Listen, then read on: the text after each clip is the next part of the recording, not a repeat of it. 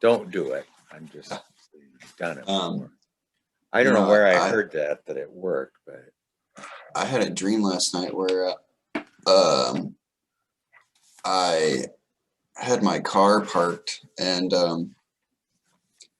I got out and was like, oh, I forgot my keys. And I had like two or three sets of keys with a ton of keys on them. And I grab all the keys and then I'm going to some house that's actually a Volkswagen dealership. But as I'm about to go in, some guy pulls up and he has like I think he has a gun. And he's like, hey, you have to hand over the keys or else I'm going to shoot you. And I'm like, looking and I'm like, I'm almost there. Could I just sprint for it or is he going to like kill me? I'm like, well, I guess I'm just going to take the safer route and hand over my keys to him. So, yeah, obviously I had this dream about the key to the Ferrari and now well, yes, I mean, stealing my keys. yes. Now, you know what I'm thinking is more. I was thinking about this actually on my dog walk. Is that well, let's just go over it really quickly because I mean I kind of had a couple afterthoughts about it, but that dream, let's keep that one in mind. But see, you start out, and I think this just sets a theme. Now, some of your dreams often have somewhat, they sometimes have absolutely ethereal images, and sometimes they have somewhat mundane images, but I think that they're actually both referring to the same thing, Hi, Roy. How's it going? Charles has got the hiccups. Yeah, that happens. Yeah, we're going over his dream because he had another dream about cars with keys. Ooh. So, but I mean that key aspect is almost absolutely so important. What now I want to just start out with this because we kind of glossed over it, but was the deal with the being in the kitchen, which is kind of the alchemical area of the house. I mean, this is the place where heat is applied to something, and through the heat there's a transformation, or in the case of alchemy, really the heat is provided by ego attention. Hi, Dawn. We're just getting started. We haven't really, hi, Dawn. We haven't started hardly at all here, but we're just kind of going our Charles dream because he had another dream about keys. And I also been working on Roy's dream and your dream. But anyway, so let's just start out with the setting of the dream. And, I think Charles calls it the Ferrari dream. So that's important. I think that you should always title your dream. And what's the most important thing? But anyway, the first thing, from that, you always see these two unrelated parts of a dream. They are related, and if you look at the first part that's so strange, Jesus, these are the worst glasses in the history of the world. Did he send that to you so you could put it in the chat? The second dream? Either one. We didn't get either one. Okay, yeah. Craig, I sent you the yes, he did send it to me. Yeah, let me see. I also have a drawing of the really weird small vehicle. Oh, great! Yeah, because I mean, I think that. What do you think about it being just the gas tank of the gas tank of a motorcycle? I don't know. I'm not sure what it makes me, honestly, it makes me think of my hamster. Yes. It makes me think of my hamster because, like, you know, my kind of life force energy, kind of like, I don't know, feeling and energy is in this very small form, in the form of my hamster. And now it's this, instead of a car, it's literally just this little gas tank. And on all, I will. Well, yeah, I mean, to me, the key part of the dream is the fact that the father, there it is. Okay. But it is, can you describe its dimensions? So You're can you see sitting on a my seat. can you see my cursor, my mouse Yeah. cursor? Mhm. That's the handlebars, and this is like kind of the foot resting area, and you'd be sitting your butt right here. Mhm. So yeah, I mean, it's obviously pretty dang small. It's almost like a go-kart, something. Yeah. Even, is it smaller than go-kart? Oh yeah, yeah. Okay. I mean, I like it. I mean, even though it has a handlebars and like a footrest and stuff, like you're basically scrunched up like into almost like a fetal position. Just like your knees are really tucked into your chest, like when riding it, because it's so small. It's like one of those tiny little tricycles that clown would ride or something. Yeah, I don't know. I know that is. So anyway, that is quite a contrast to the Ferrari. Mm-hmm. It's unbelievable difference. Okay, let me see. Where did we leave off on this dream? We did not have a key for it. She said she. All right, there was a Ferrari. My mother arrived. There's a door to the vehicle, and I was looking around. It was very intricate. Okay, there was a Ferrari. I really liked it. My mother arrived. Okay, wait. Where's the? Yeah, I can. I just fix need the rest second of it. part of that. Yeah. Oh, yeah. Here it is. She Okay. said she would. We're only missing the last sentence. Okay. Control C. All right, and there we go. Okay. Okay. Well, anyway, I think there is an aspect here that is now. I think it is so. It is related to all the other dreams you've been having. Let's describe some of them. The one with the sun going down and the lunar coming in, and then what was the one after that? It was the what was that? The one right after that. It was very related. Was the do you remember what it was? Geez, how can I not remember? Yeah. Wait, look here. It was a Well, really it was big another dream. one that there was a certain amount of devastation, in it. When Oh, my car, the car getting gutted. Yes, the gutted car. So you had the sun going down, the lunar world coming in. Then we had the gutted car. And who would do something like this? Well, that's who's speaking there. It's not you, it's the soul. The soul is saying, who would do something like this? To me, to the soul, to your the one that is sitting there waiting for the light of ego, the light of the active ego. And this is the key to this dream too, is the active principle. We don't have the keys to the to the consummate active principle, which is represented by the Ferrari.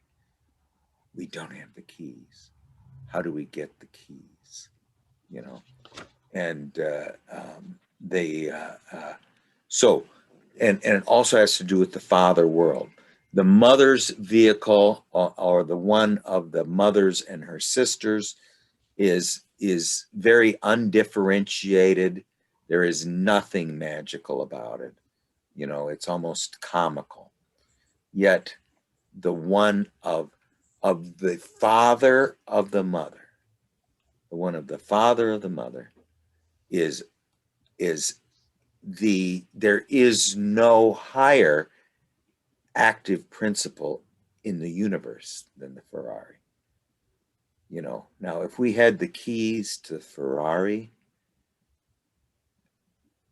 contrast the Ferrari to the gutted car, contrast the Ferrari to the teardrop car, you know, contrast the Ferrari to the sun going down and the barren womb about to envelop ego consciousness. And where, who had the key and to this most dynamic principle?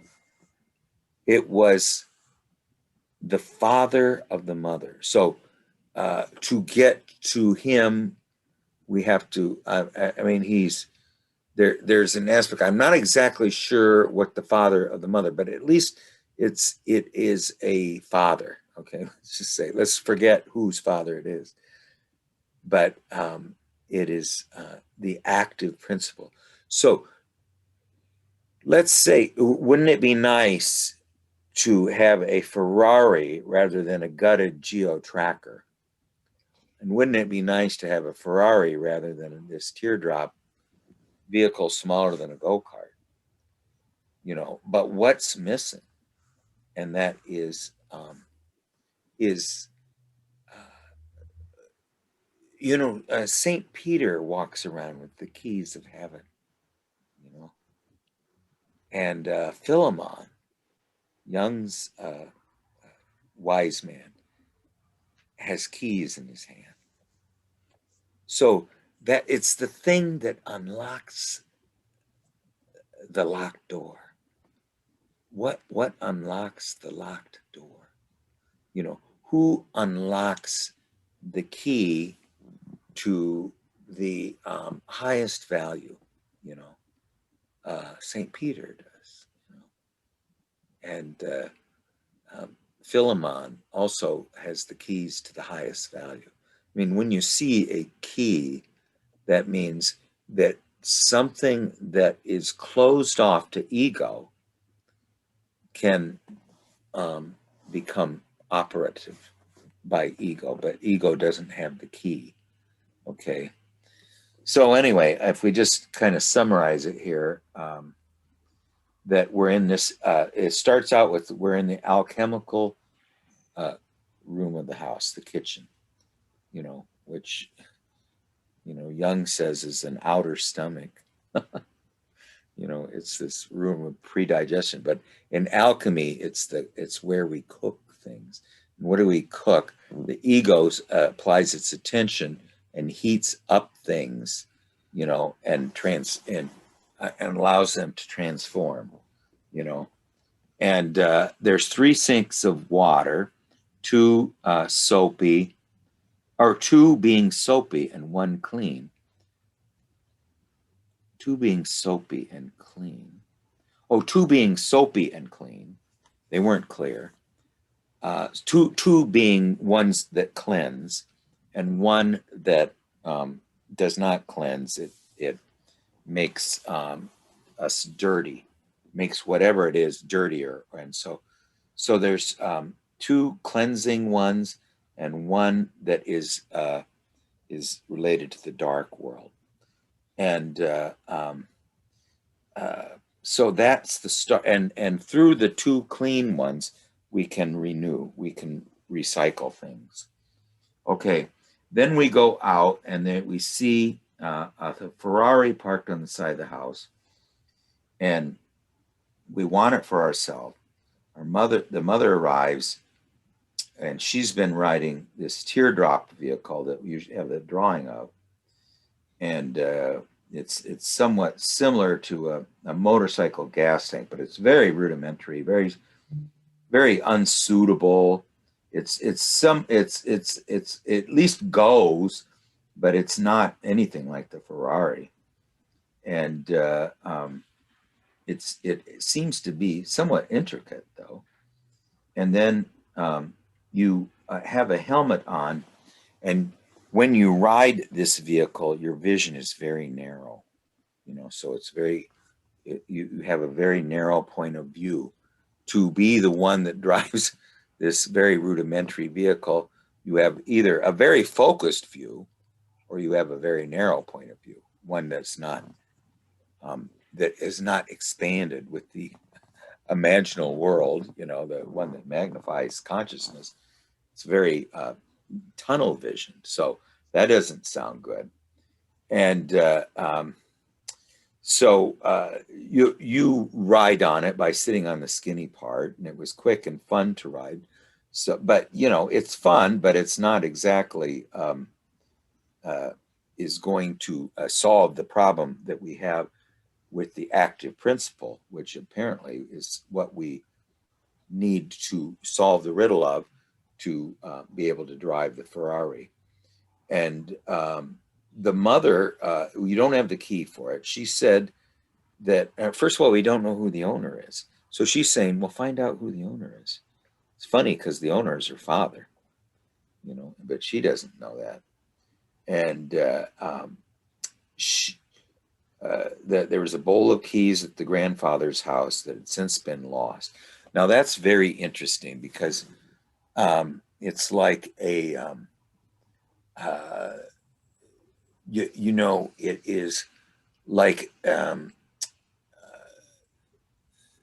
you have to wait 9 years for something to rise to the surface. And if you don't grab it right then, it's lost forever, So there was a chance to get these keys, but it was lost to ego consciousness. It was in the realm of the ancestors, and they'd been lost. And you thought it might contain the Ferrari key. Now, was there anything after that? I don't know if there was. No. Yeah. Okay. All right. Well, anyway, the point I think of the dream, and I was just thinking about it today while I was on my dog walk, is that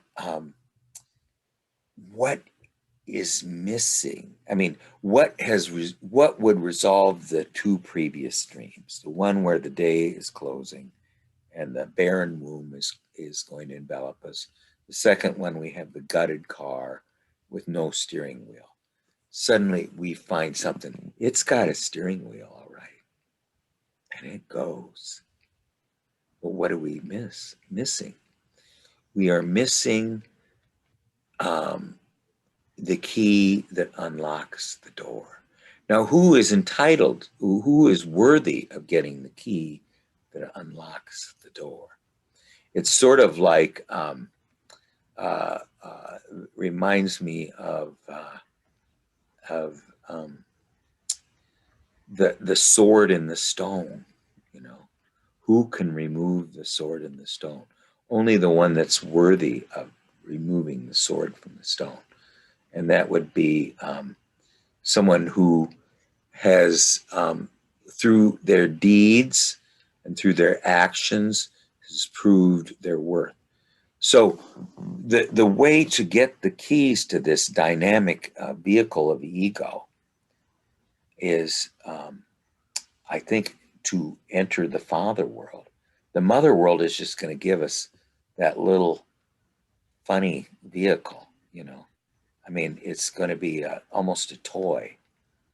But if we want to get the mature, unbelievably engineered, unbelievably effective and efficient vehicle, we need to go to the realm of the fathers, the father realm, and not just the father, but the great father, the grandfather, And if we go to that realm and learn there and become a part of that world, then perhaps we will get the key to the Ferrari at that point, this very spectacular vehicle. But of course, we're not really eligible for it right now. You know, I mean, as far as we know, all we get is the gutted car or the teardrop car, or we're just left hanging when the sun goes down. You know, what do you think, Roy? Wow. The World of the Father. Remember the Pinocchio? I think. Yes, Geppetto. Yeah. Yeah, Jordan Peterson, he does a pretty good interpretation of Pinocchio, and where Pinocchio goes to the father world. He gives up everything. He's been through all kind of stuff, and he's just going to jump off a cliff into the sea. He just jumps off a cliff into the sea and sinks to the bottom. And then he gets swallowed by a whale. And who does he run into? Who's in the whale? His father. And then Wow. he figures out a way to get his father and himself out of the whale. Then the whale's really mad and it's going to kill them both. And I think the son sacrifices himself to save his father or something like that. And because he did that, he got his life back, not as a puppet, but as a real boy. Yeah, it's kind of a story about the journey to the Father's world. Yeah, and I really think that this is a great dream. I mean, this is a dream. I mean, a big dream. You know, this is a big dream because it kind of shows us the key to our life. Okay, so the key to the Ferrari is also the key to our destiny and to our life on that we've been were given when we were born. Is the key to the Ferrari and the key to our destiny is the same key, you know. And so how do we get, if we get the key to the Ferrari, it's the same process as getting the key to the secret of our existence and the secret of our destiny and that which in us, which is missing. Remember that dream at where that young graduate theological student told Jung and the black and white magician, and the black magician went all this trouble to find the key, and then he didn't know what to do with it. No, he didn't know what What's to do. this for? Okay. Yeah, well, it was the keys to paradise. That's why he came to the white magician. Yeah, it was the black magician who wore a white robe and the white magician that wore a black robe. Now, this young theological student was very similar, Charles, I think, had a very similar issue that you had. And we should get that dream and just look at it, because I think you will find that dream he had, even though it was so spectacular, is very similar to the dreams that you've been having. But the whole idea, I think, is there is, and I think last time you said that you don't know, what was it, some of the things you said last time, that you didn't know how to begin, you didn't know where to begin. Yeah. Go ahead. It's like, the way I think of it is, you're going to move to another city. Oh yeah, I wanted to create some type of situation for myself in which I could not rely on anyone, and I was confronted with a extreme challenge, but I'm not exactly sure how to do that. I mean, I can always, run back to my family for help. I guess I just have to sort of somehow overcome the desire to receive help, or I don't know. Everything just seems too easy. Like, I can just get by. Like, it's just, everything just too easy. There's no threshold crossing. Now, is this are you living in your hometown, the town that you were born in? Yeah. Well, I mean, I was born in Alabama, but I moved here when I was very little. Yeah. So, I mean, I'm still, living in my hometown. Wouldn't be the worst thing in the world to shake things up. Yeah. I don't know. I'm just saying. So because this you would be summer, removing your crutch, maybe. possibly, yeah. I told myself this summer, I don't think they're going to renew my lease for this apartment. So if I'm not enrolled in school, then I am going to move. My friend actually lives up in Maine, and I might go move to Maine. I don't know. I don't know if that's a good idea. I don't really know, but I'm considering just doing something. I know Young talked about one of his clients, and it just there's something that really kind of I resonated with in the book, aspects of the masculine or whatever. Like one of his clients had this sort of like masochistic tendency, and he was a very like weak male, and he said that he never escaped the gravity of the family constellation, and that idea really resonated with me. I feel like I need more independence from, I need to break out of that family constellation, especially if I'm going to make my own family. Yeah. Well, yeah, and I see that too. That was another thing. Hi, Tim. We're just finishing up a dream of Charles here. The one thing I was thinking about too is that through relating to the father, I just think there's something if we relate to the father of the mother that we are also going to possibly awaken that part of us that can be a father and have a mother of our children. I just think there's a connection there, that he's the father of the mother, so he's the one that can father children. And so you would relate to him on two ways. One is to get the keys to the Ferrari.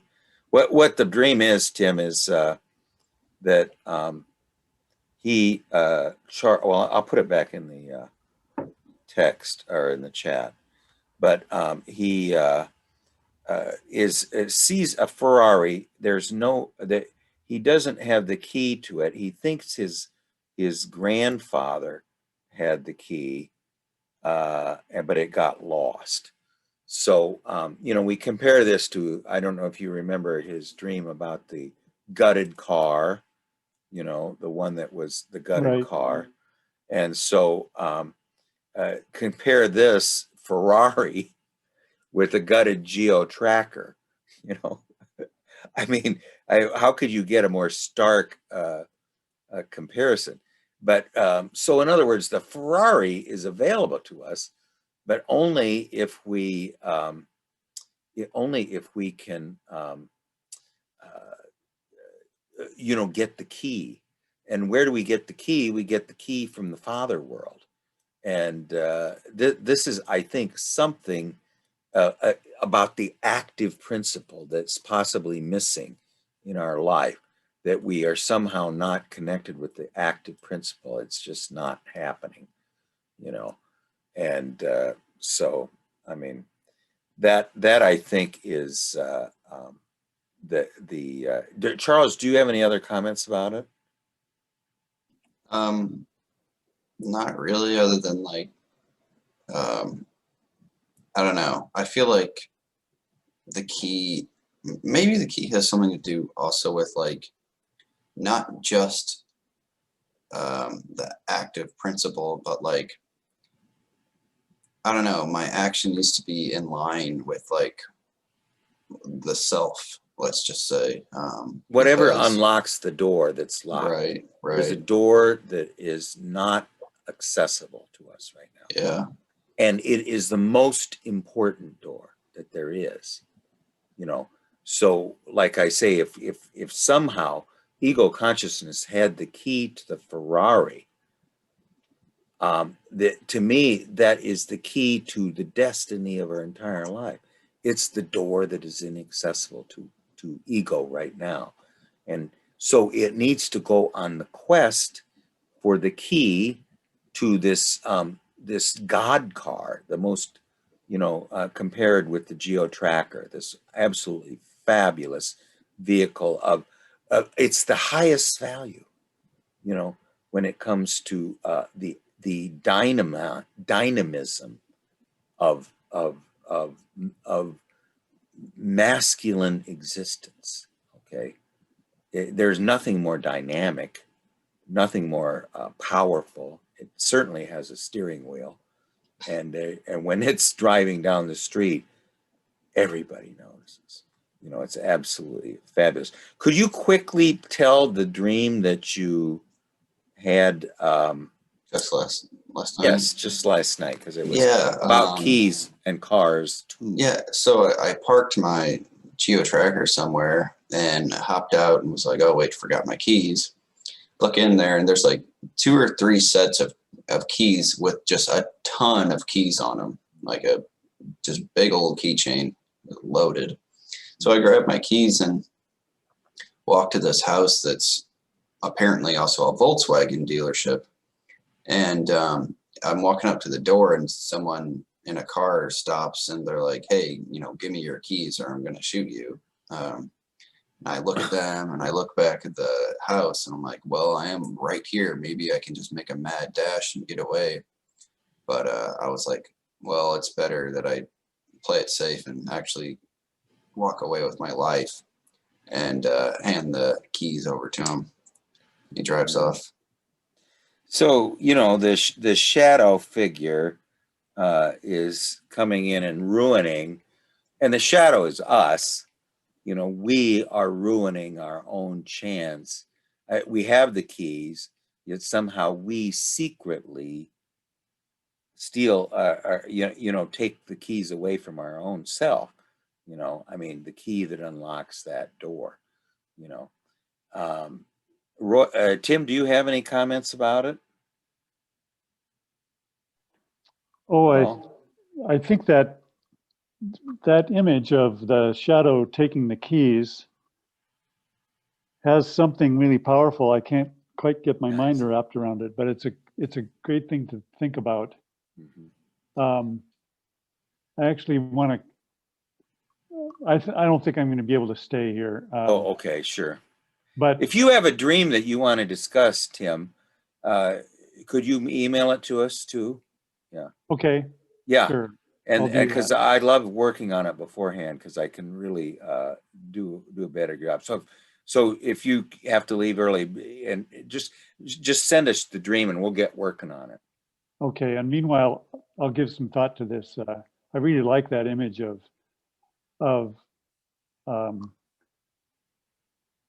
the exchange of the keys.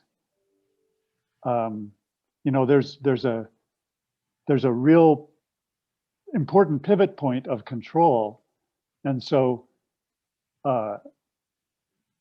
it just seems really rich to me. I'm going to have to keep thinking about it, but I'm sorry, I've got to take off. Okay, but I do want to tell you that your last dream meant a lot to me. I mean, there was that whole session was so revelatory to me. I don't know. I mean, I listened to it about 3 times now, because it was such it had this wonderful life of its own, that little discussion, because it went where I never thought it would go. But yeah, well, send us a dream and we'll start working on it then. Okay, sounds good. Thanks. All right, thank you, Tim. Okay, we'll see you soon. Okay. All right. Now, could you tell us why you were going to the Volkswagen dealership with the key again? No particular reason that I know of. But what was it? You had lots of keys, didn't you? Oh yeah, I had like 3 key rings that were just packed full of keys. Okay, and it followed the dream of the Ferrari without any keys. A couple things that I'll mention. I used to have these dreams all the time where I could gain access to a restricted area very easily. I used to have all these dreams about like, I'm not supposed to be in here, but I can just get in here so easy. And I don't know if that has anything to do with the keys, But also, I was thinking, and for whatever it's worth, I'm a very I can be a very generous person, in the fact that I really like to just give people things, whether they ask for something or whether I can even afford it or whatever. And I'm very agreeable and way too kind to people, and it just makes me think that it makes so much sense that my shadow is just my bullying side. My shadow just bullies me. I just bully myself unconsciously. Well, and it really is the compulsive aspect of us sabotaging ourselves. We finally do get the keys, and then we sabotage ourselves. So it's just now it has this key thing is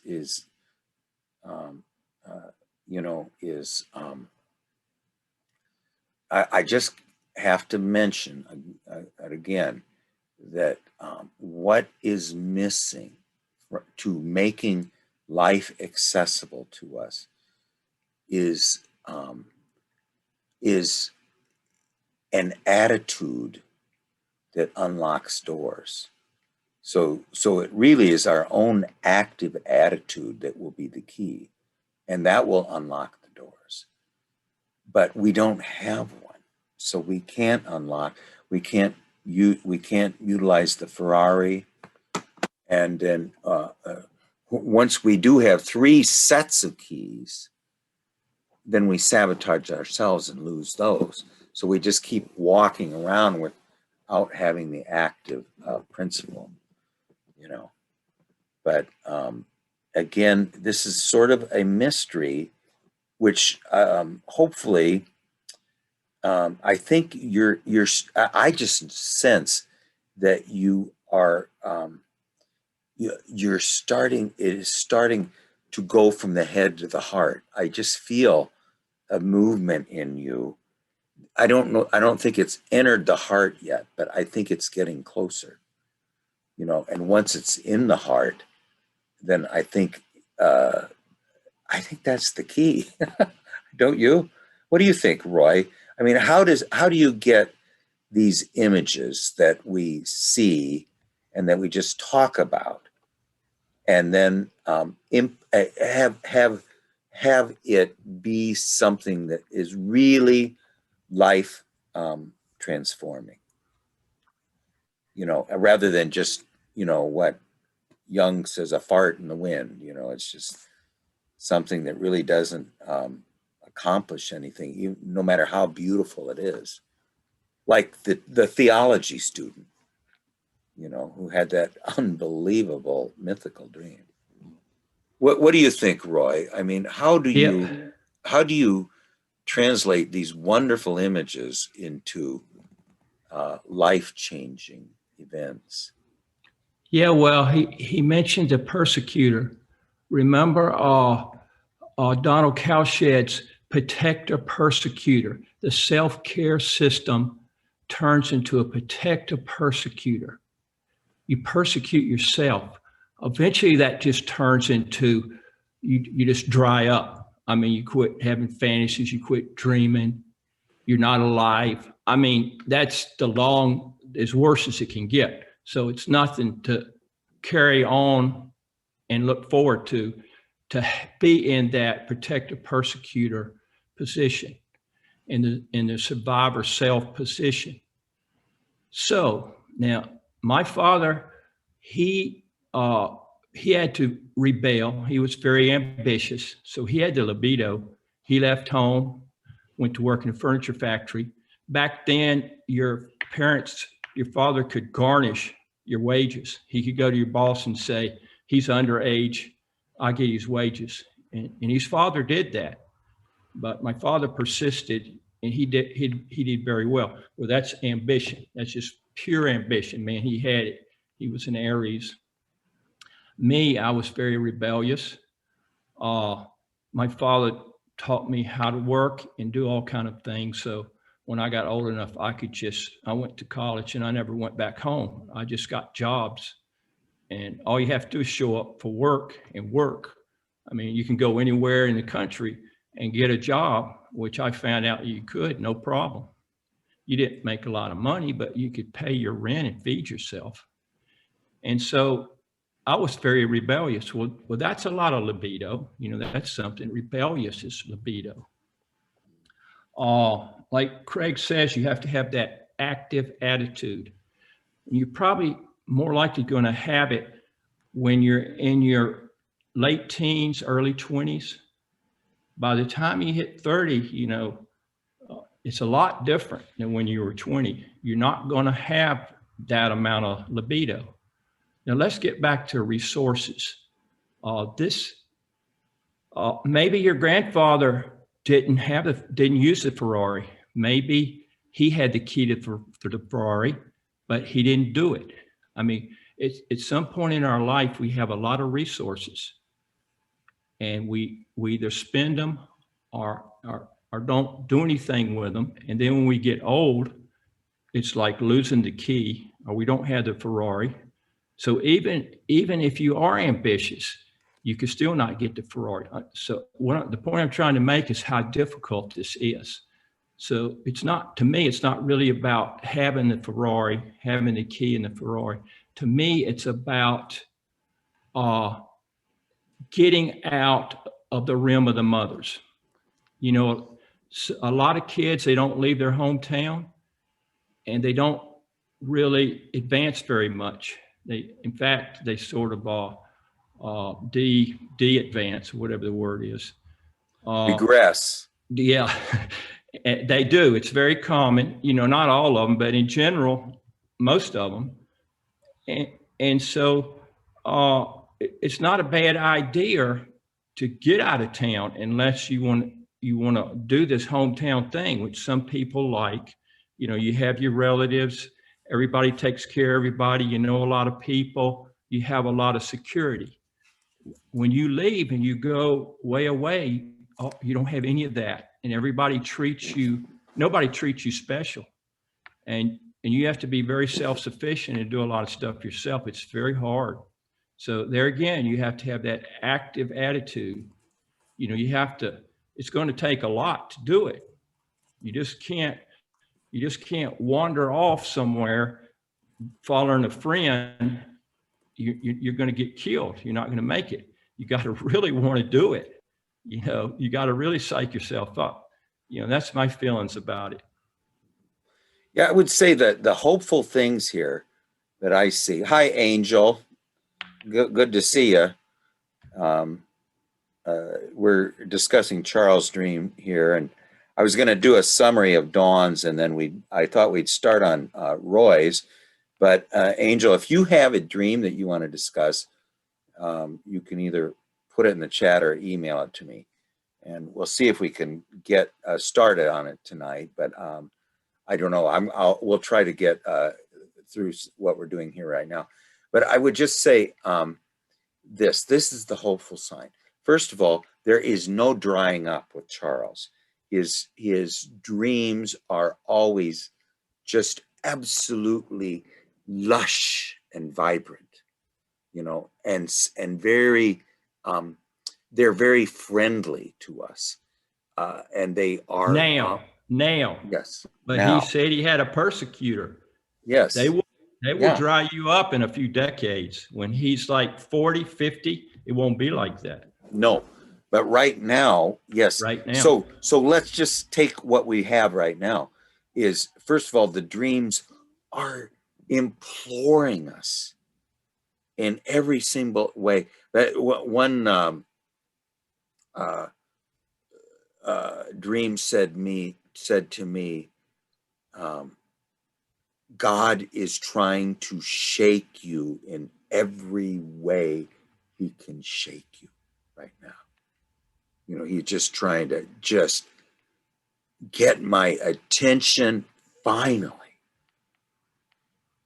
from just being so blasé and just hearing things and You know, like Young said, it's like I tell someone they have a rattlesnake in their pocket and they just kind of look up, sort of say, what? Oh, okay. You know, but it's a real rattlesnake in their pocket. So anyway, there's that aspect. And the other aspect, I think that you, I'm going to tell you this, and I don't think you'll believe me. Okay. But you're unbelievably capable, Charles. Like Roy said, you could get a job anywhere.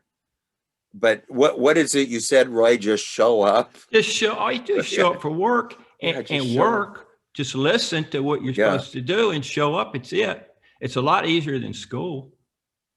Yeah, and I would try to, do something. I'm just saying, try to get something rather than I'm not trying to badmouth it or anything, but I mean, I think that the something with a little more future than working in a restaurant. You know, I think that there'd be all kinds of things, like, our company always is hiring people.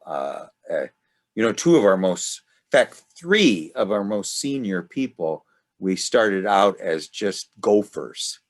You know, they just started as gophers, and now we've got two vice presidents, and the other one is the best salesman that we've ever had. You know, I mean, he's just unbelievable. So anyway, I think those are the two hopeful things. But I do think that the key to the Ferrari, the key to this unbelievable dynamism, which is so in contrast to, you need to leave the realm of the mothers. All she has is the little teardrop car. And that if you don't leave that, you're going to be in the realm of Never Never Land, where no one ever grows up. Okay. So the only way to enter the adult world is to go into the realm of the fathers. And I don't think it would hurt, like you say, when your lease runs out, to you can keep in touch with your family, but it's almost as if you're living in the parents' home when you're living that close.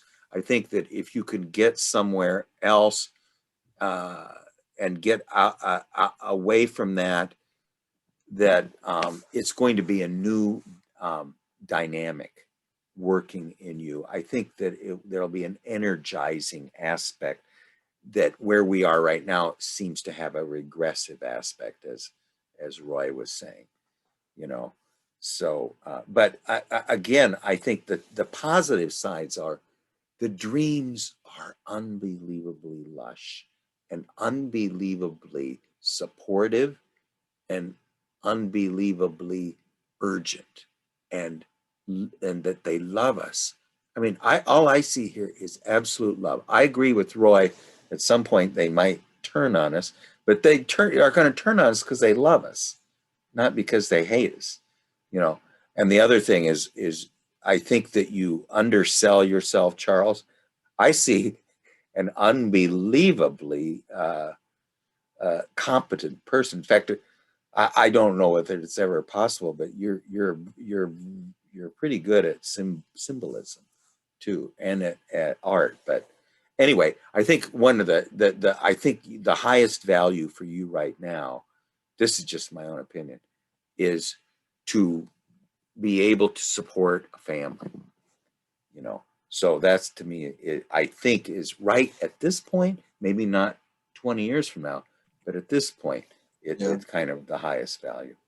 Yeah, Okay. I definitely agree. I'll just say a couple things. One, I just, no matter what I want more than anything is some type of, like, I just want to have a job that, like, requires some sort of skill that, like, not anyone can just walk in and do, because that's all I'm used to doing. Just the most entry level work, like dishwashing and cleaning stuff. Well, and like I say, I'm just saying, 2 years, 4 semesters, you got it. Right, in fact, you could probably do it in a 12-month program. Mm-hmm. At least get an apprenticeship, in something. Right. And the whole idea, I think, is Roy says, is just pick one. Right. Don't be Yeah. And just indecisive. go all the Pick way with one it. Yeah. and just go with it. You know, just Right. Right. whatever it is, go in that direction. Now, again, I think that you're making progress too. I really do. I sense Yeah. that this message is starting to seep in. I don't think it's seeped in far enough yet. But I Right. think It's still working its way I in. don't want, when does your lease run out? In July. In July. Okay, well, that's not too far from now, and it'll be warmed up a little bit. But I don't think it would hurt. And I do believe, I don't know, but I think that there's going to be more vocational educational opportunities for people from the new administration. I don't know, but anyway, Maybe. let's hope there is. You know. But anyway, I wanted to review Dawn's dream Sure. real quickly. And then I'd like to go to Roy's dream, and then Angel. Hopefully, we can just introduce your dream, and then we'll discuss it if you have one. Okay. Anyway, if we remember, I just want to go through a dream real quick. Well, I mean, you know, the idea was that we were in a very limited universe, one that consisted of a very small container, you know, and it seemed like growth was entirely limited there. Now, there were aspects of growth within that very limited container that were trying to show us how to break free from this static place of stagnation, you know, where nothing happens. And they're showing us the secret aspect of lift. And like Dawn said, she didn't have any lift. And she not only didn't have any lift, but she didn't have a guiding star. Okay. So, you know, since she didn't have a guiding star, which she's had before, and that's what I wanted to introduce here, that when she did have a guiding star, whoosh, she's just very competent. But when you don't have a guiding star, you never go off from the earth. You go off here. Nothing. You don't ever lift yourself off the earth, and it just pulls you back. So, and then the fact that the animus in that central part, and I'll put this dream in also Angel. I'll put the dream in here, but I got all my notes on it. But anyway, it's a dream where and that she's kind of in a pit, but then the idea is that we've been shown the way out of the pit. Okay, but ego can't do it by itself because it doesn't have the guiding principle. And then we hear about the unconscious that is a negative animus, and it is the reason it's a negative animus is because it had an inappropriate marriage. Who was it married to? It was married to our shadow, that aspect that won't let us grow. So it's the husband of the aspect that won't let us grow, you know. And when it's found out that yes, he is at least the husband or ex-husband of the shadow, he doesn't like it. He doesn't like being exposed, but he's certainly not transformational. And then there's an aspect in there. There's two or three, or maybe one or two or three people in this dream who are trying to help us to escape the place of the lack of growth. But then I just wanted to introduce again the last part of the dream. Roy, do you have any comments about it? I wish I had the. Go ahead, or Charles. remember she had a dream about a dove and it came to visit her like a morning dove. So she's getting these things like she has the stars, she has the dove, she has this entity trying to help her out of the pit. They're all kind of the spirit, kind of the logos. So it's trying to connect with her, but apparently it's a very difficult thing. But at least there's something going on here. I hope that she keeps following up on it. That's all I can say. I mean, that's the hopeful part. Yeah, and Dawn just put it in the thing. So Angel, if you want to read it, it's there. So anyway, it was an idea active that we are in some kind of place. Or Charles, do you have any comment about it? Not in particular, but yeah, the idea. I think I don't know. It's the symbol of like the pit is really good because it's like really disorienting, and you don't have like. I mean, you don't really know where you are. There's lack of reference, and I feel like those masculine principles tend to be kind of orienting and guiding principles and things, and yeah, I don't know. Oh, sorry, the hiccups. Yeah, he's got bad hiccups. I'm sorry. He's had them for quite a while. Anyway, but anyway. I just wanted to read this last part, and then we'll go into Roy's dream. But this is the time when we did have the guiding principle. It's just so beautiful. We're high up. We can see nothing but the dark and the stars. Now we're falling. Now, as we're falling, we use the stars as the compass as we fall. And it seemed almost like slow motion because we were paying attention to the exact movements of the body. Isn't that beautiful? Have you ever done that where you really pay attention to your body, and especially as you're falling, and then she starts to flip. So she's got an internal gyroscope that is allowing her to fall in a controlled fashion. She's being guided by the stars from above, and then that awakened a guiding principle within her that was almost like a gyroscope that was involved flipping. And so she was falling in a controlled fashion. But as she got to the water, she then realized that the way to get into the water was to be very streamlined, to go in this one-pointed fashion. Now, I remember last time we were discussing, we had something about that one-pointedness that I can't remember, but it was important. But anyway, this was the aspect of the beautiful guiding principle that we have here.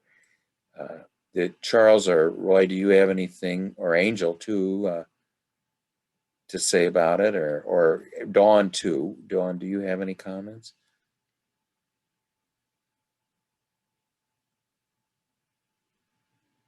Okay, yeah, this is a very good Wait, dream. I'm sorry. I was yeah. trying to get out of the chat. Oh, okay, all right. I have one thing to say. It's probably not worth much because I'm not as good at this as you guys are. So, Blue, I keep having dreams with Blue repeatedly, and then a dream with like Inanna or Ishtar with Blue coming out of her mouth. And since the star was a guiding principle and Inanna is a star, I thought there could be a link there. Mm-hmm. Well, Ishtar, Astarte, she is this absolutely, she does represent, and then Inanna, who, I go down into the depths every single day with Inanna. Okay. So she's the one that introduces me. Now, blue is the color of the spiritual principle. So it is this feminine presence that is like this woman I know, or she lives by the river. This is in a logs, and she is the mother of all rooted things. And her birds now aren't blue things, but they're woodpeckers. So they're the spirits of trees. So the Great Mother has a spirit for you. So it's you are very similar to Patricia's dream, where the guiding principle was the Great Mother. It was the boat with the 4 on the one and 4 on the side. So your guiding principle is the Great Mother, who also has a very close relationship with Logos, or the spiritual position, spiritual aspect, the blueness. The blueness, every time you see the blueness, it's kind of a undifferentiated male principle. Or now it isn't, when we're talking about male principle, what I want to really say, it is the principle of meaning. Okay, this is what Emma Young wrote a book called Anima and Animus, and she said she described the animus as like this. Okay, she described Faust in the book Goethe wrote, and he's trying to translate the Gospel of John, but he doesn't know how to start it. And he says, in the beginning was the power. Okay, well, that's the one who just gives you the seed so you can have children. Okay, in the beginning was the deed. That's his second try. Well, that's the animus, who's the dark man from across, the dark figure from across the sea, who sweeps you off your feet into a life of great adventure. It's sort of the romantic aspect of the animus. And then the third one was, in the beginning was the word. Well, this is kind of this scholarly aspect that I'm good in algebra. It's Albert Einstein or something, or it's a priest usually.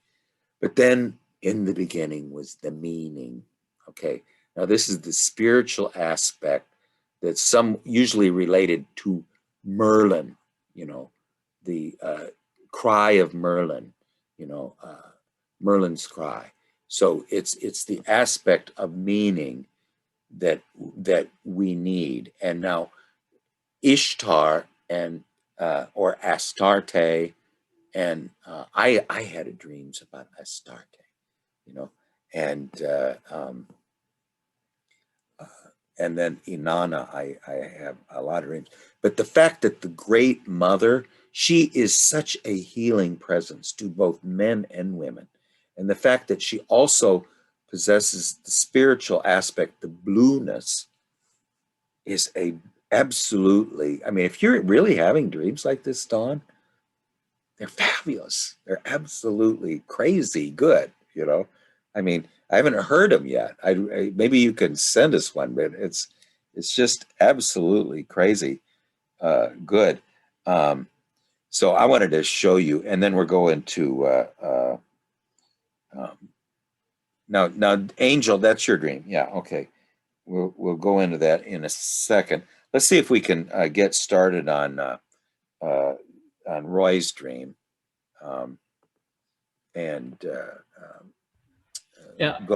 I wanted to say a little something about a connection between Charles and Dawn.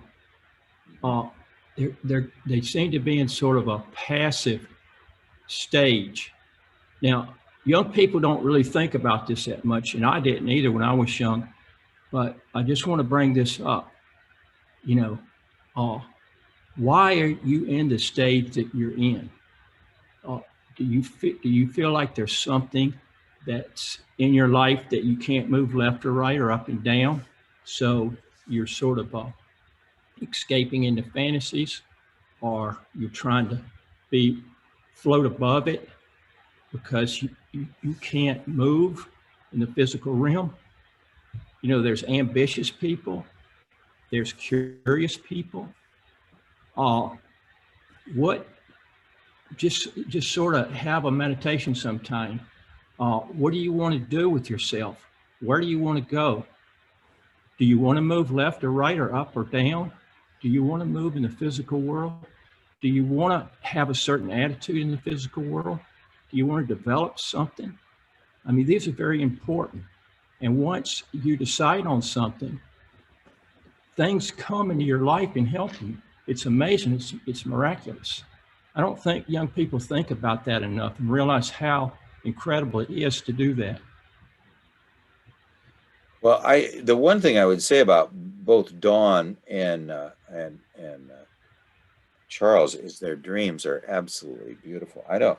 Dawn, your dreams are just amazing. Well, here's a dream I had about Astarte, where she was standing next to Christ, and Jung asks me, "Do you understand?" That's all he says. There's Astarte and this spiritual man, you know. So I don't know what exactly it means, but it's the blueness that's so beautiful. It's absolutely beautiful, and the fact that it's connected with Ishtar or Inanna. But anyway, I would say that the second dream is saying that the way to the redeeming thing is the guiding principle. So that was what I asked everybody. What was your guiding principle? And your guiding principle appears to be the Great Mother and blueness. Remember when Picasso, all he painted was blue? The blue is my favorite color. And I don't know why. It's cool. There's a cool aspect to it. It has a lunar quality to it too. There's the fact that it's dark. It's the color of the sky. It depends on what shade it is. So it's the color of the air above us. We don't know what color air is. Well, it's certainly, since we don't know what color it is, we associate it with blue. So the blueness, I think, has to do with the air, the wisdom of the above. The wisdom of what's above. So you said you have a lot of dreams about blueness, and sometimes the Great Mother has blue coming out of her mouth. So she has the above emitting from her. The Great Mother. I only dreamt of her once, and that was like my dreams had dried up completely. And then I started writing them down, probably over the last couple months, and they just all of a sudden they're there. So. Well, yes, and Dawn, if you would send me all of your dreams, even if we don't have time for them, it will give me an opportunity to. I can just add a little bit of commentary to them, even if we don't have a chance to discuss them here.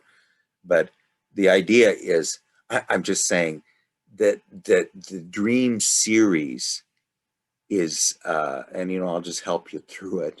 I don't need to know anything about your personal life or biography, but at least I can just sort of walk you or help, or just be an outside person that can amplify your dreams.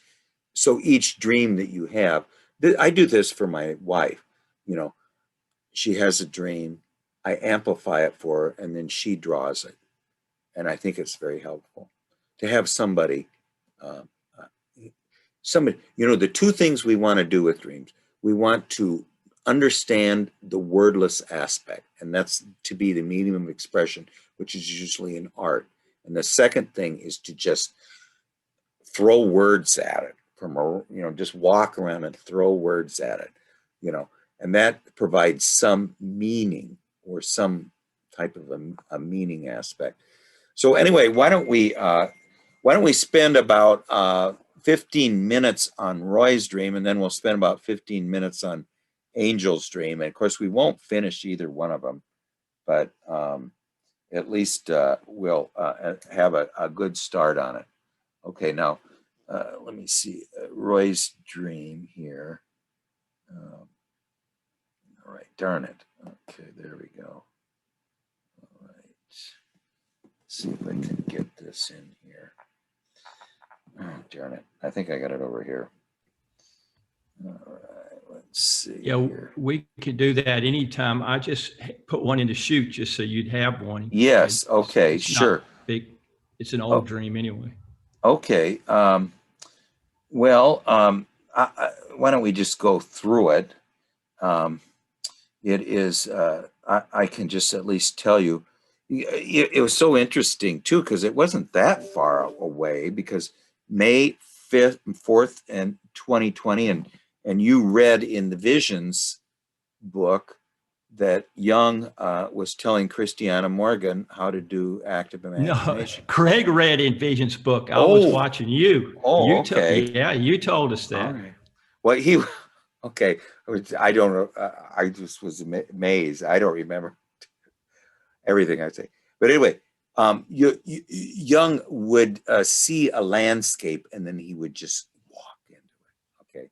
So then Roy has this dream, and we'll just go through it real quickly here, and then we'll quickly start on Angel's dream, and then we'll finish both of your dreams next time. Okay. Anyway, so here's the dream. The dream ego is driving a truck, and it was a vehicle of work and toil, which are themes in Roy's dreams often. So now we just had the dream about the geo-tracker that was gutted. We had the dream about the Ferrari. We had the dream about the teardrop vehicle. Now the vehicle of ego is a work truck. So Roy's, the analog to Roy's ego is a work truck, okay? And we're driving this. And then as we're driving, we suddenly remember in the dream what Jung told Morgan about seeing a landscape and just walking into it, okay? Which is just stepping into the world of imagination, or stepping into a dream, just stepping into a dream. And so now we were driving this truck through a desolate landscape. It's a desiccated and dry with very few plants. So it's the wasteland, that's very unusual for you, Roy, don't you think? You have so many dreams about plants, and here's one with no plants. Can you unmute? I better get my dream. Did I say it was the wasteland? No, I said that. Oh, that's I why said, you said it wasn't a wasteland. Did I remember? Okay. Well, what do you mean? I was driving this truck through a desolate landscape. Well, I don't know if you've been a long haul trucker, but you have these long stretches. They look kind of desolate because they're on the interstate. But if you actually park your truck and get out and walk in them, they're not desolate at all. The interstate just makes them look that way. And you drive through them all the time, 7 days a week, same thing. It looks desolate. But if you stop and walk into it, it isn't. All right. Well, that was what happened. We stopped the truck and got out and went walking in the landscape. So now what about this, Roy, was similar to what Jung was saying about stepping into the landscape? So what was the emotion you felt? One of just magic, that you just stepped into some imaginal world, or what do you mean? well, you said Christiana Morgan. That's one of the things that she did. Jung told her, and I remembered that when I was dreaming, and I just parked the truck and went walking in the landscape. I was just amazed. I mean, that's an amazing thing to do. I must have became partially lucid and remembered that. Otherwise, I wouldn't have stopped the truck.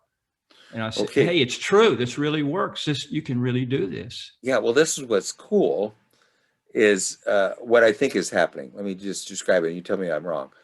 That while you're driving through the desolate landscape, suddenly remember that Jung told Christiana Morgan that you can just enter the landscape. You said, I'm in a dream right now, and here's some landscape. Let's see what happens. And you pull the truck over to the side of the road and walk into it.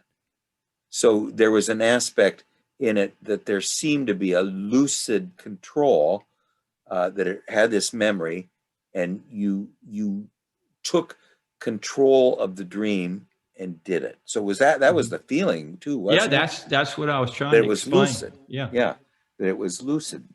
And then, okay, now, are you still, do you think you're still lucid here when you're No, walking along the ridge? I'm not Just that lucid. first moment. After I parked the truck and got out in the landscape, I went back To unconscious. the dream.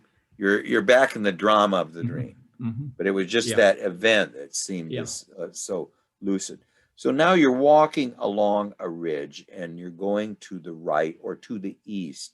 So you're going towards dawn consciousness or towards the morning time where the sun rises.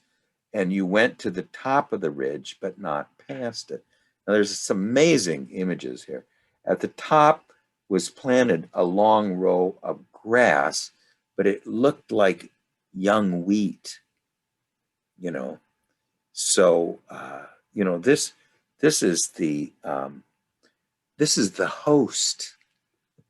This is what in the Eleusinian mysteries, at the highest moment, they hold up wheat, which just represents something like the growing thing, or that aspect that is reborn. There's an aspect in wheat of rebirth, because it grows out of the ground, and out of death, it comes this new life, I mean, because the underworld, the realm of the dead, is below the ground, and from the realm of the dead is amazing that this wheat comes, and so it's very magical.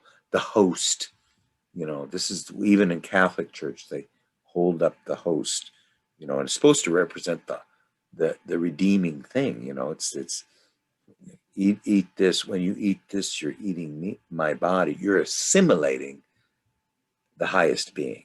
So anyway, it's just interesting. I'm not saying that has anything to do with the dream, but whenever I see wheat, I'm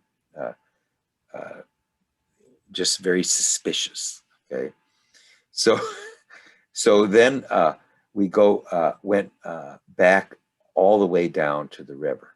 So you thought it was strange, though, that there was grass at the top of the ridge, because it was a desolate landscape, but yet at the top of the ridge, there's all these young grass or new wheat, which is unusual, because you go there and suddenly you see something's not very desolate.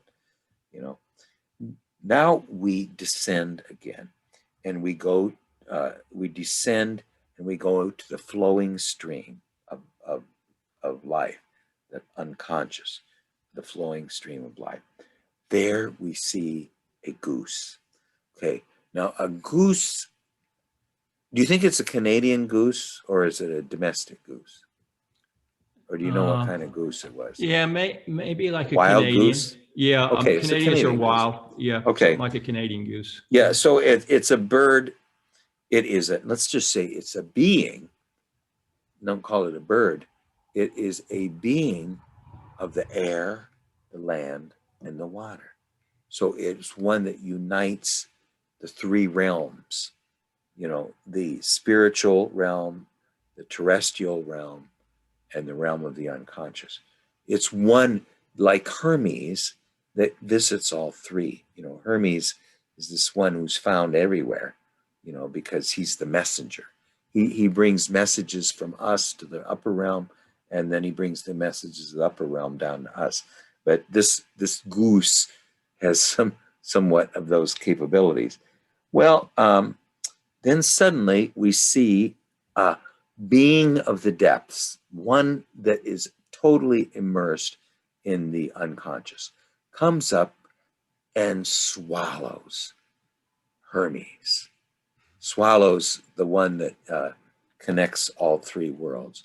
So really the unconscious takes the differentiated aspect, and it's somewhat of just takes that differentiated aspect and just um, removes it. You know, it just it eliminates the earthly and spiritual aspects that we saw in the goose. So now there are no earthly or spiritual aspects anymore. There's only the water world aspect of the. But what does the fish possess? The fish is half gold and half black. You know, so he's half highest value and half of the lowest value. So he possesses both the lowest and the highest. You know, and the lowest and the highest. Let's say it doesn't eliminate the earthly or eliminate the spirit; it assimilates it. So a being comes up from the depths that is half gold, half treasure hard to attain, and half blackness, half chthonic, okay, or the underworld. So half underworld, half highest value, now assimilates Hermes. So now it possesses Hermes. So, and the, let's see what it does then. And then we saw some young boys that were seining the river. And so there is, and they are native boys, don't you think? They're just native boys. And they are seining rivers. So they're very close to nature, you know, and they are seining the unconscious for contents. So there's this aspect of the growing thing that's very close to nature, is seining the unconscious for its contents. And now we're moving west. We're moving towards the realm of the ancestors, and we're moving towards the realm of the dead.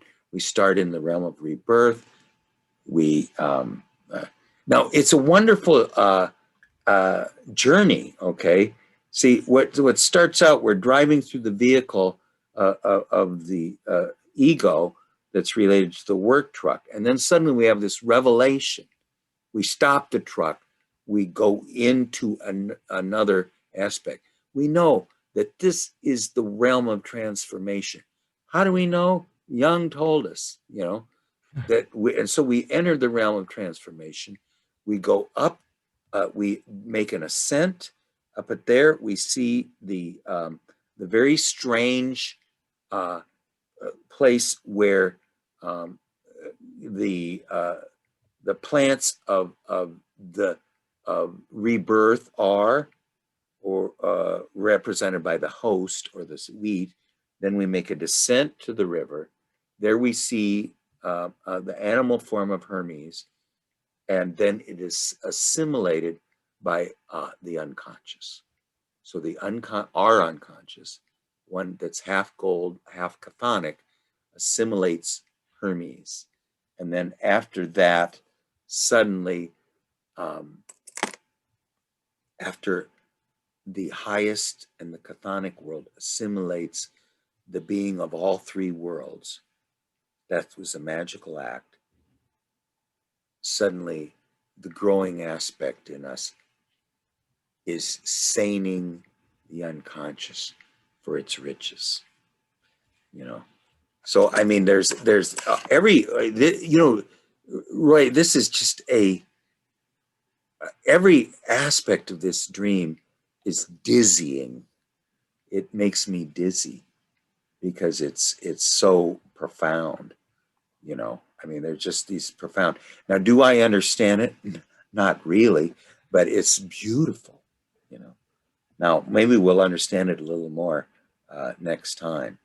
But Charles, now let's we'll just kind of, we're not done with it at all. But Charles, do you have any comments?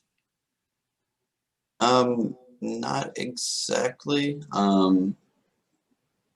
It seems like it's really rich, and there's like definitely going to be something really meaningful there. But yeah, I think next time when we have more time, I think we could definitely make some progress on it, because the images are really like, it's really a really powerful, meaningful dream, but it's not so obscure. You know, it's given us pretty like clear images to work with, which is always a good thing. So Yeah, it's I really mean, cool. I'm just saying, Roy. I mean, you could. This is these images are just absolutely breathtaking. You know. So anyway, we will come back to this on next time, but let's see if we can just start on Dawn's dream. Okay. All right. I mean, Angel's dream. Okay. Okay. This is a recurring dream. Now, recurring dreams tend to say, "Oh, you didn't get it last time. Okay, let me do it again." You know, and it's going to keep bringing it up in different forms until we actually respond, until it gets a response out of us, till we do something with it. And the word was simply go. Okay. Now it'll be interesting, Angel, too, if you can provide another dream which is either before or after this one, because it might really help us. Okay. Now it's a recurring dream, and it's simply the word go. Now, what do you think of when you just hear the word go? Go. You know, I mean, what I'm thinking of is a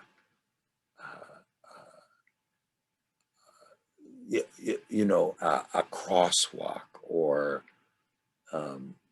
the start of a race, or when else did they say go?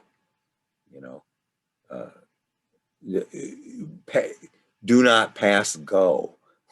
Wasn't that at Monopoly? I don't know what that means, but I think that's when you win $200 or something.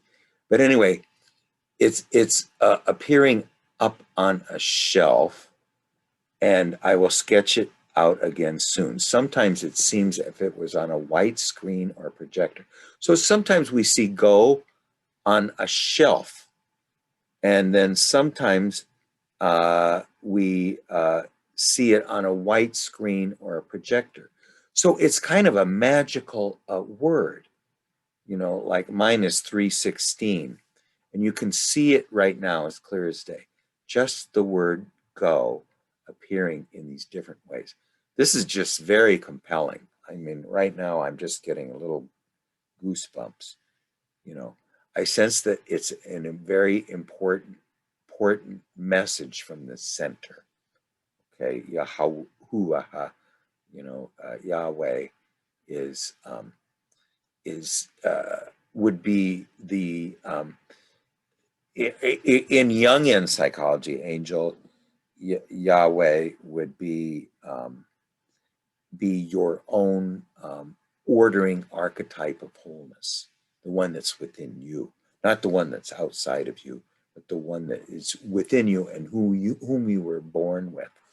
And its message to you over and over again is go. Okay. Charles, do you have any comments on this? It's just amazing to me. It It seems really like is. seems like there's quite a few people here that are in need of some Yeah. a relationship with the active principal, apparently. I'm trying to think of, I feel like in the back of my mind, I have a similar reoccurring dream that's really simple like this, but I can't think of it. But yeah, that's interesting. I mean, the psyche is asking you to participate in something that needs some movement. The fact that it's so simple, you know, such a simple word. What does go mean? You know, Roy, do you have a comment? I'm actually going to look it up because it's a great word. It's we're all English speakers here.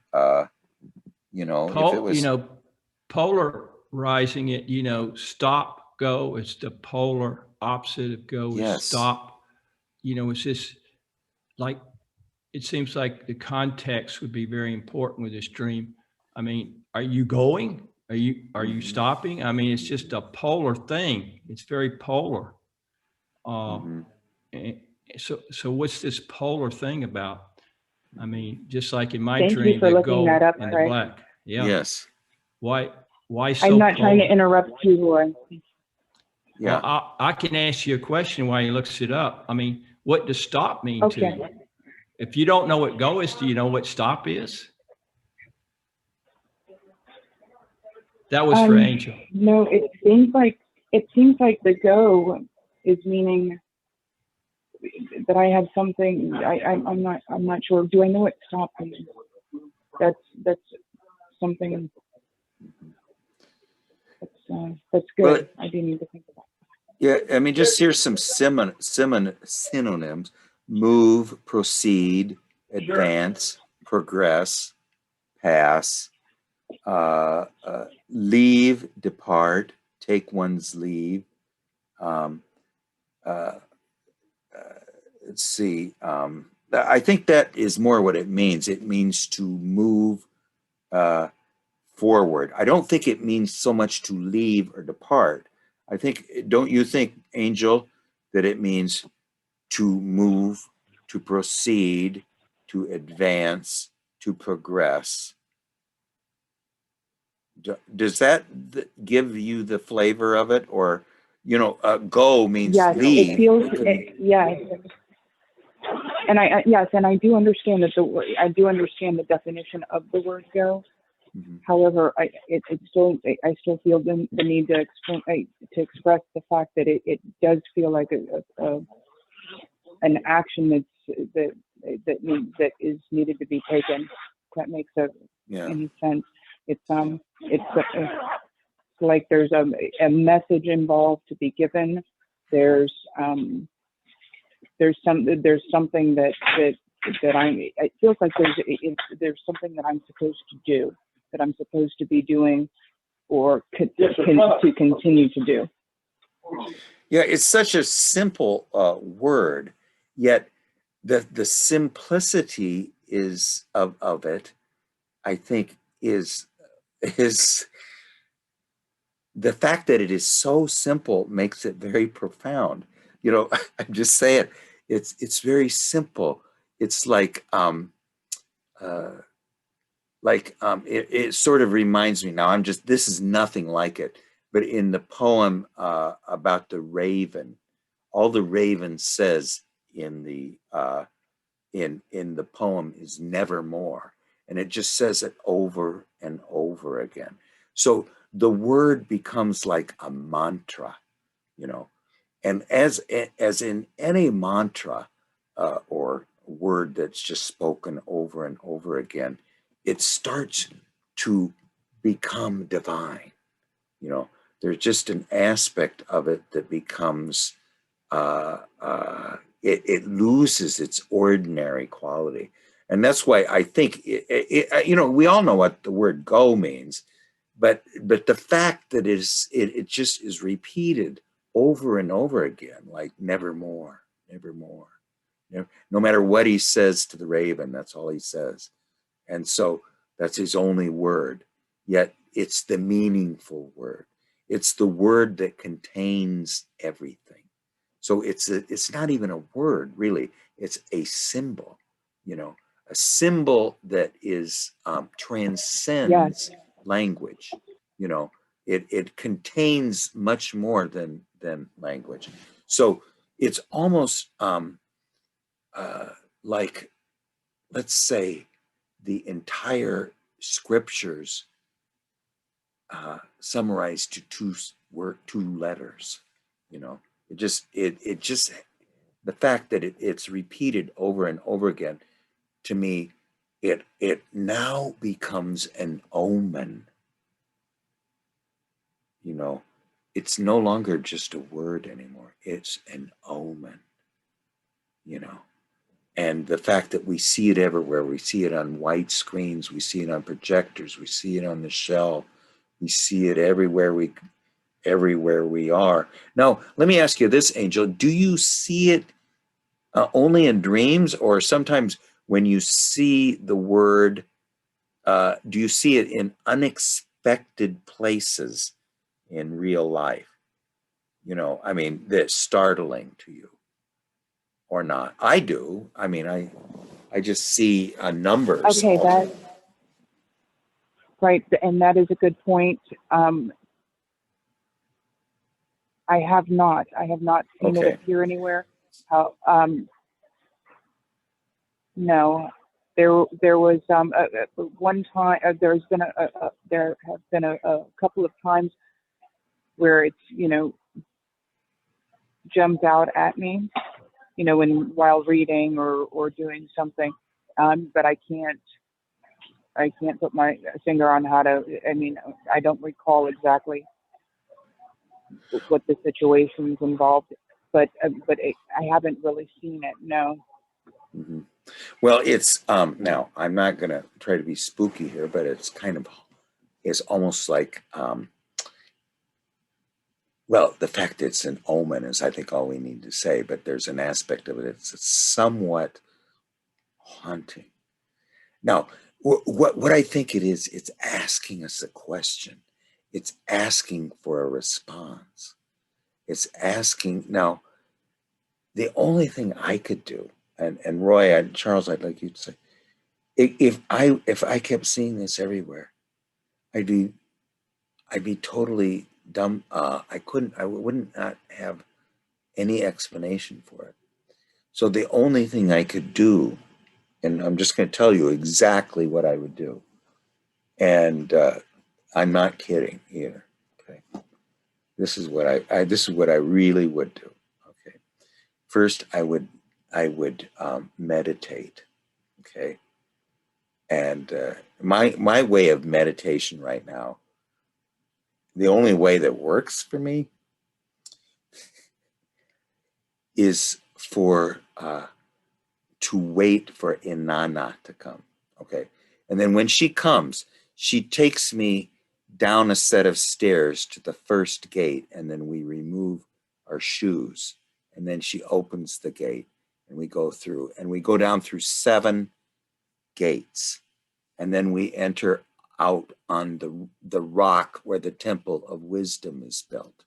Okay, the immovable spot of the Buddha.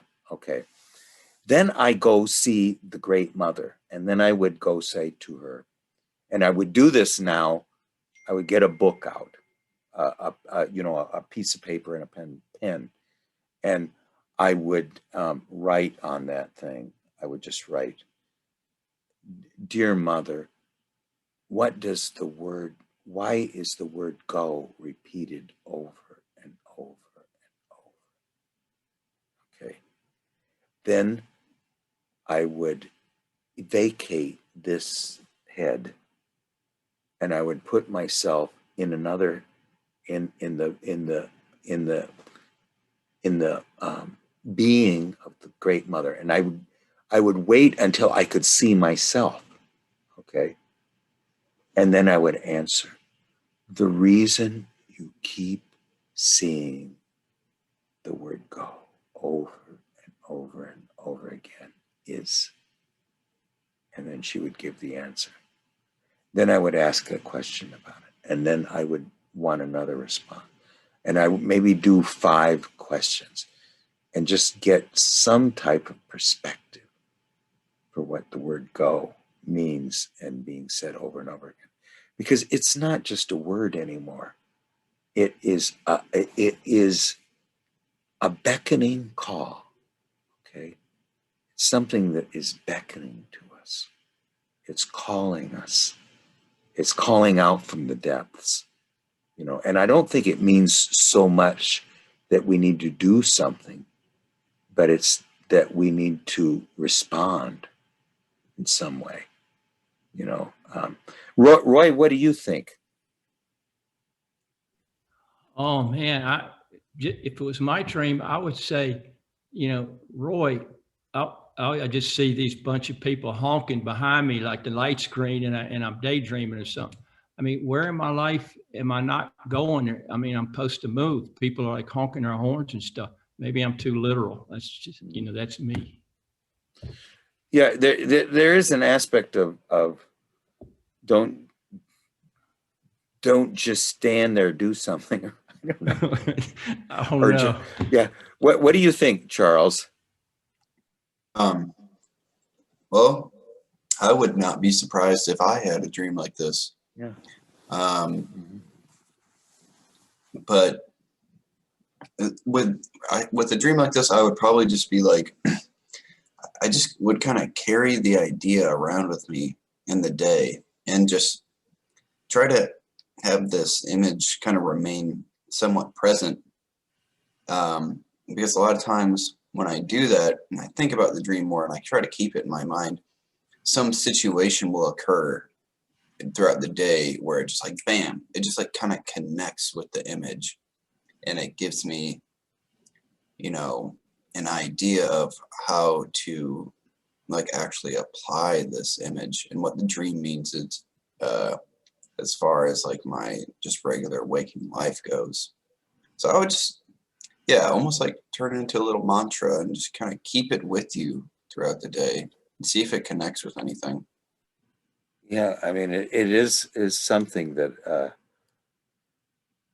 there's a friend I know that every time I see him, he says, keep moving, you know, and I mean, that's all he says. That's his only 2 words he ever says. And there's a Bob Marley song about keep moving that I just love that song, you know. But Angel, do you have any final words on it for tonight? But if you have any dreams where it actually comes in, if you remember them or write them down or something, that it's not necessary, but we'll discuss this more. But do you have, can you just tell us how you feel when you hear the word go in your dream? What's your emotions? It's quite, I don't hear it, I see it, and it's almost able to give me a feeling of exhaustion, as if I'm not, as if I'm not going. I don't know if that makes sense, but you know,